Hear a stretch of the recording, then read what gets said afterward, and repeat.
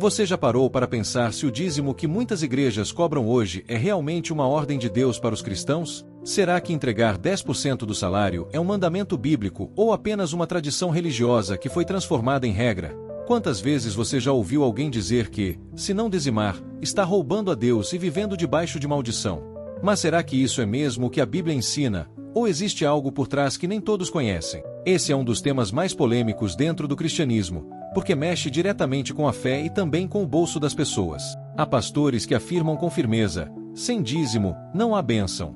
Por outro lado, existem estudiosos que garantem: no Novo Testamento, o dízimo não é obrigatório para os seguidores de Cristo. Então, afinal de contas, quem está com a razão? Ao longo deste vídeo, vamos mergulhar na história bíblica do dízimo, desde os patriarcas, passando pela lei de Moisés, os profetas, os ensinos de Jesus e chegando até a igreja primitiva. Você vai descobrir por que muitos cristãos ainda vivem com dúvidas sobre esse assunto e como ele se tornou um dos pontos mais debatidos dentro da fé. Mas antes de continuarmos, pense comigo: se o dízimo fosse realmente obrigatório para os cristãos, por que nem todos os apóstolos falaram sobre ele? E se não for obrigatório, por que tantas igrejas o cobram como se fosse lei? Prepare-se, porque nos próximos minutos você pode se surpreender com respostas que talvez nunca tenha ouvido antes. Para entender se o dízimo é obrigatório hoje, precisamos voltar ao início de tudo.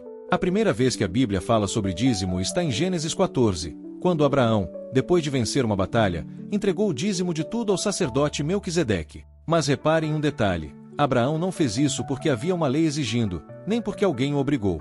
Ele fez como um ato voluntário de gratidão a Deus. Não existe registro de que Abraão tenha continuado fazendo isso regularmente, foi um gesto único, espontâneo.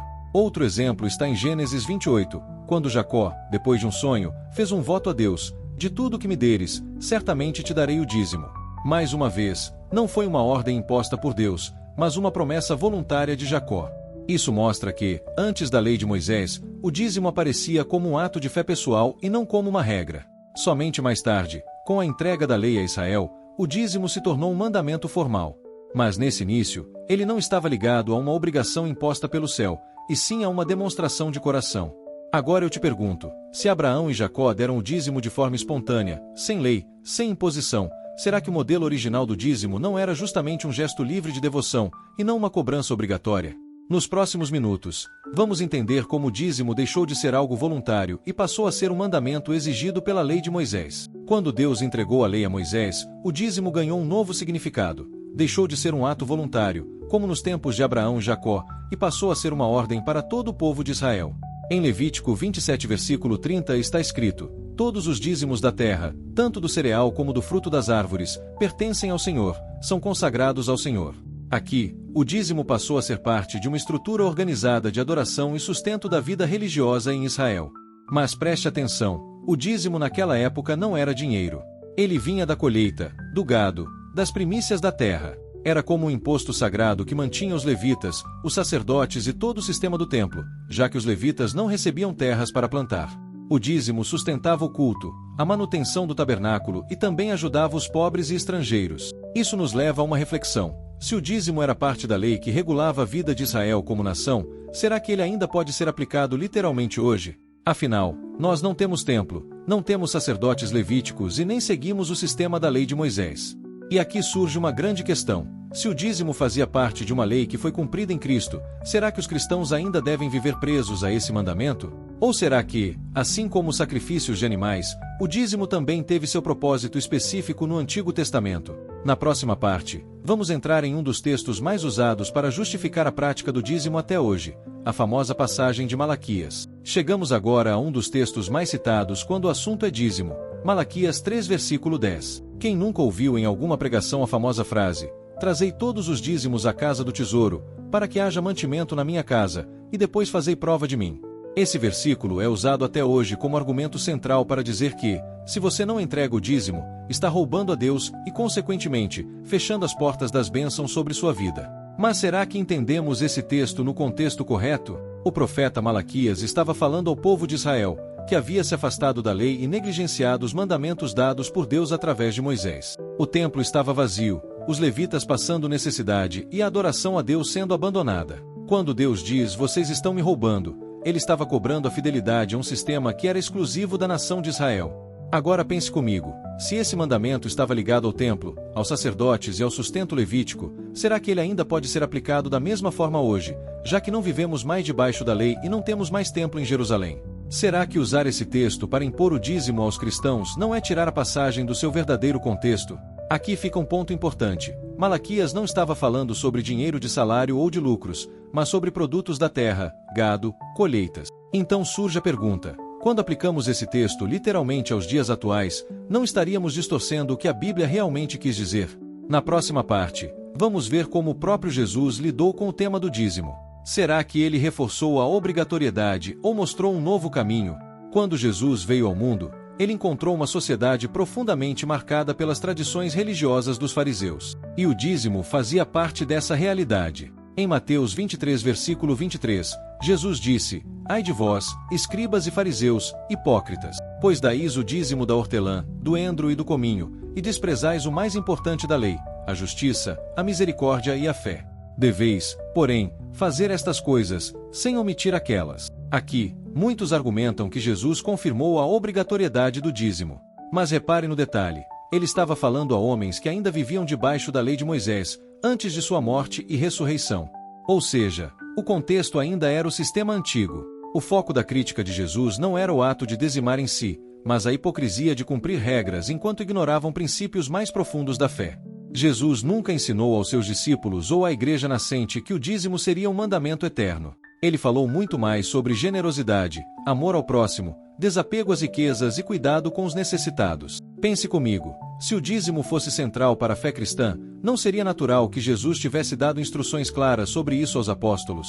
Então, por que ele não fez isso? Será que Jesus estava apontando para uma nova forma de contribuição, não baseada na obrigação, mas no coração transformado? Na próxima parte, vamos ver o que Paulo e a igreja primitiva realmente ensinaram sobre contribuição. Quando olhamos para os escritos de Paulo, vemos uma mudança clara de perspectiva sobre contribuição. Em 2 Coríntios 9, versículo 7, ele ensina: cada um contribua segundo propôs no coração, não com tristeza ou por necessidade, porque Deus ama quem dá com alegria. Aqui, não existe a palavra dízimo nem uma obrigação legal de 10%. O que Paulo enfatiza é a liberdade e a generosidade do coração, uma oferta feita por amor e gratidão, não por obrigação. Além disso, na igreja primitiva, os cristãos viviam contribuindo para as necessidades uns dos outros, sustentando os ministros e ajudando os pobres, mas isso era feito de maneira voluntária. Não havia um sistema rígido de dízimo, porque eles entendiam que a graça de Cristo libertava da lei e das cobranças legais. A contribuição era fruto da fé e da consciência de cada um, e não uma imposição legal. Pense comigo, se os primeiros cristãos, guiados pelos apóstolos, não praticavam o dízimo como obrigação, por que muitas igrejas atuais insistem em torná-lo um mandamento? Será que não estamos confundindo tradição com ensino bíblico? Essa reflexão nos leva a questionar a forma como interpretamos a Bíblia hoje. O dízimo é apresentado como regra eterna, ou é apenas um princípio de generosidade que precisa ser entendido no contexto do amor e da liberdade em Cristo? Na próxima parte, vamos entrar na polêmica das igrejas modernas e como diferentes denominações enxergam o dízimo nos dias de hoje. Hoje, o dízimo é um dos assuntos mais controversos dentro das igrejas. Algumas denominações defendem que ele é um princípio eterno, obrigatório para todos os cristãos, enquanto outras afirmam que o dízimo pertence ao Antigo Testamento e que, no Novo Testamento, a prioridade é a generosidade voluntária. Essa divergência gera confusão entre os fiéis, e muitos se perguntam: será que estou pecando se não entrego 10% do meu salário? Além disso, existem igrejas que colocam uma pressão enorme sobre os membros, prometendo bênçãos materiais ou ameaçando consequências espirituais para quem não dízima. Mas será que isso reflete o ensino bíblico ou é uma interpretação distorcida para arrecadação? É importante lembrar que a Bíblia nunca liga a fidelidade a Deus à quantidade de dinheiro entregue, mas sim à disposição do coração. E aqui surge uma reflexão crítica. Será que o dízimo, em muitas instituições modernas, não acabou se tornando um negócio religioso, deixando de ser um ato de fé e amor? Quantos cristãos se sentem obrigados, não por convicção, mas por medo ou tradição? Pensar assim nos leva a repensar o papel do dízimo hoje. Na próxima e última parte, vamos concluir com a grande lição bíblica sobre dar e receber, mostrando qual é a postura que Deus realmente deseja de cada cristão. Depois de analisar toda a história do dízimo, desde Abraão até a igreja moderna, fica claro que a essência do que Deus espera não está em um número ou em uma obrigação legal, mas no coração de quem dá. O dízimo no Antigo Testamento tinha contexto, sustentava o templo, os levitas e ajudava os necessitados. Nos tempos de Jesus e da igreja primitiva, a ênfase mudou para a generosidade voluntária, motivada pelo amor e pela fé, não pela imposição. Dar não é uma forma de negociar bênçãos com Deus, nem um ticket para a prosperidade. É um ato de gratidão, de cuidado com o próximo e de compromisso com a obra de Deus, livre de coerção. A Bíblia mostra que Deus se agrada da generosidade espontânea, da alegria de compartilhar e do coração disposto a ajudar.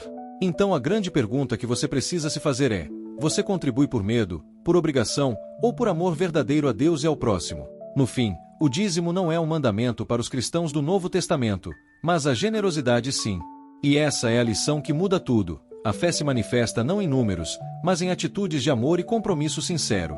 Se este vídeo fez você refletir sobre como você dá e contribui, compartilhe com alguém que precisa ouvir essa verdade, inscreva-se no canal e deixe nos comentários: eu quero dar com o coração, não por obrigação. Sua opinião pode inspirar muitas outras pessoas a entenderem o verdadeiro propósito de contribuir para a obra de Deus.